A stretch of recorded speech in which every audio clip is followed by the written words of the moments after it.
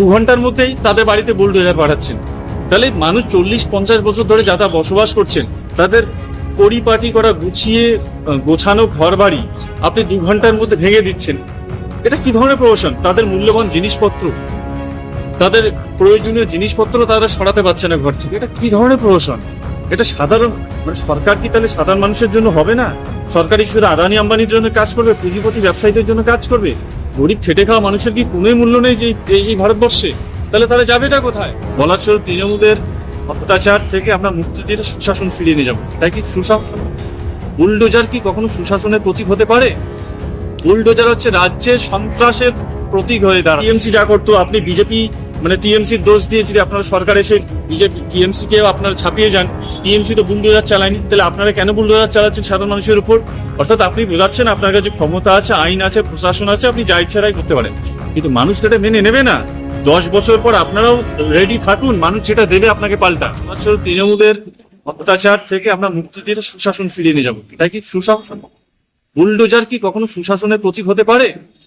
Bulldozer হচ্ছে রাজ্যের সন্ত্রাসের প্রতীক হয়ে দাঁড়াচ্ছে। যেভাবে উত্তরপ্রদেশে কোনো মুসলিম সংখ্যালঘু প্রতিবাদ করলে, কোনো অভিযুক্ত হলে সঙ্গে সঙ্গে তার বাড়িতে বুলডোজার চালানো হয়। আচ্ছা, নিট প্রশ্নপত্র ফাঁস হলো, তার পিছনে বিজেপির নেতাদেরকে গ্রেফতার করা হয়েছে, কেন তাদের বাড়িতে বুলডোজার চলছে না? আপনি একটা নির্দিষ্ট কমিউনিটিকে, নির্দিষ্ট জাতির বাড়িতে গিয়ে বুলডোজার চালিয়ে বুঝিয়ে দিচ্ছেন যে মুসলিমরা কিছু করলে বা কিছু করুক আর না করুক তাদের বাড়িতে বুলডোজার চলবে। আর হিন্দু কি নিট প্রশ্নপত্র ফাঁস করুক, মানুষকে মারুক, ধর্ষণ করুক, কিছু হবে না, বরং তাদেরকে বাঁচানো। এটা ভারতবর্ষের তো কাঠামোকে ভেঙে দেওয়া হচ্ছে। হিন্দু মুসলিম বাদ দিন, অপরাধীকে অপরাধীর দৃষ্টিতে চিহ্নিত করা উচিত, অপরাধীর শাস্তি যা উচিত আইনের মাধ্যমে সেটাই দেওয়া উচিত। কিন্তু আপনি মুসলিমদের বাড়িতে বুলডোজার চালাচ্ছেন আর হিন্দুদেরকে ছেড়ে দিচ্ছেন, ধর্ষক হলেও তাদেরকে ছেড়ে দিচ্ছেন। এটা তো রাষ্ট্রের আইন শৃঙ্খলাকে বুড়ো আঙুল দেখানো হচ্ছে। অনেকে দাবি করছেন যে বলা হয়েছে কালকে ভাঙা হবে ঘর, কিন্তু 2 ঘন্টার মধ্যে ঘর ভেঙে দেওয়া হয়েছে। তার ভিতরে কারোর আধার কার্ড আছে, কারোর ভোটার কার্ড আছে, সমস্ত ডকুমেন্টস থাকা সত্ত্বেও সেগুলো ভেঙে দেওয়া হচ্ছে। তাহলে তারা কি রেসিডেন্স থেকে বাদ পড়ে যাবে? সেটাই বলছি। দেখুন, প্রথম কথা, এসআইআর এ যে মানুষগুলোর নাম বাদ গেছে তারাও কিন্তু বৈধ। ইলেকশন কমিশন অফ ইন্ডিয়া যেটা করেছে সেটা অগণতান্ত্রিক, এবং রাজ্যের নতুন সরকার এসে যেটা করছে, যে 2 ঘন্টার মধ্যে নোটিশ না দিয়ে 2 ঘন্টার মধ্যে ঘর ভেঙে দেওয়া, এটা বার্তাটা কি পৌঁছচ্ছে আপনি বলুন? আমি এটা সাধারণ মানুষকে বলছি, আপনি অপরাধী, আপনার বাড়ি ইল্লিগাল, আপনি 40-50 বছর ধরে বসবাস করছেন, আপনাকে নোটিশ পাঠানো হলো যে ঘর 5 দিনের মধ্যে 7 দিনের মধ্যে খালি করতে হবে, কিন্তু নোটিশ পাঠার পরবর্তীতে আপনি 2 ঘন্টার মধ্যেই তাদের বাড়িতে বুলডোজার পাঠাচ্ছেন।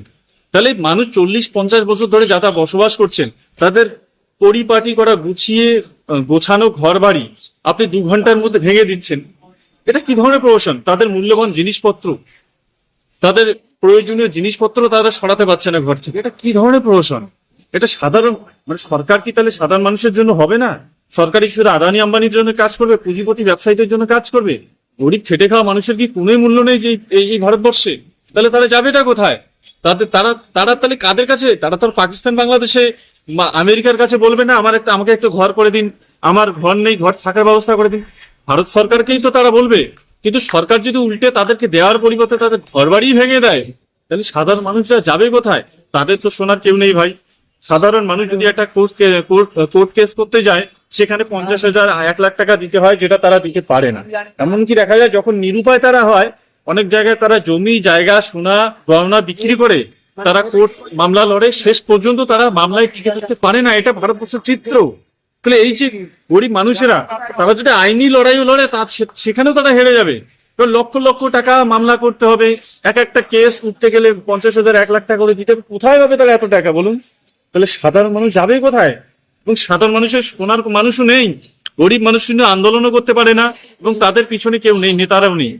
কারণ তাদের পিছনে নেতারা শুধু ভোট দেওয়ার সময় থাকে আর ভোট নেওয়ার সময় থাকে।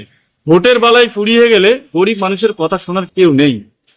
বুলডোজার তো এতদিন ধরে তো শুধু উত্তরপ্রদেশে চলতে দেখছে, তাহলে কি এখন কি পশ্চিমবাংলায় বুলডোজার সরকার হয়ে গেছে? দেখুন, উত্তরপ্রদেশে বুলডোজার চলছে তার মানে এই নয় যে উত্তরপ্রদেশে সবাই বুলডোজার চায়। আপনারা জানেন বর্তমান যে নির্বাচিত সরকার 45% ভোট পেয়েছেন, অর্থাৎ 55% ভোট কিন্তু তারা বিজেপিকে বা নতুন সরকারকে দেয়নি। তার মানে বুঝতে হবে যে বিরোধীর সংখ্যাটাও কিন্তু সরকার থেকে বেশি। সুতরাং এটা যদি ভাবেন যে আপনার কাছে সরকার আছে, বুলডোজার আছে, আপনি বাড়ি গুড়িয়ে দেবেন, বাড়ি ভেঙে দেবেন, কিন্তু যখন সরকারটা বদলে যাবে তখন তো তারাও তো পাল্টি দেবে, তখন সহ্য করতে পারবেন তো?